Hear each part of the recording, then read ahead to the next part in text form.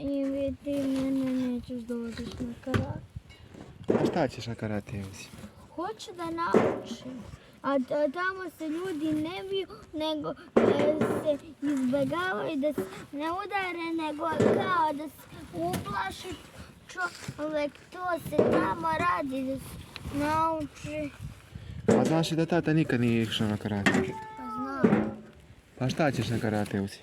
Pa šta gledaš A? šta gledaš na telefonu? Da gledam kameru gore. Okej. Ali tata nikad nije išao na karate, Mili. Pa šta ja da radim? Ti ćeš tati nedostajati ako budeš išao na karate. Ja ću tata tebe da naučim.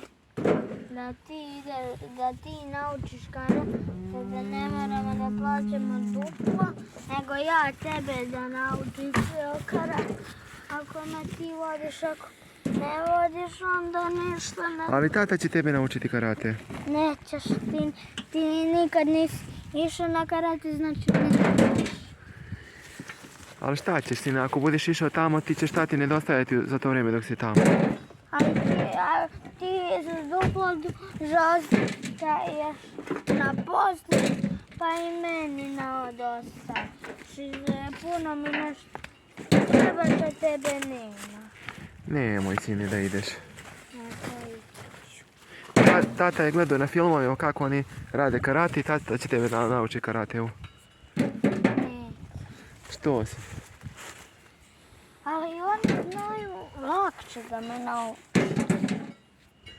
Pa ako budeš naučio karate, ti ćeš nekog da udariš, sine. A neću, tamo se ne udaraju, nego se izbjegavaju i da bi se uplašili.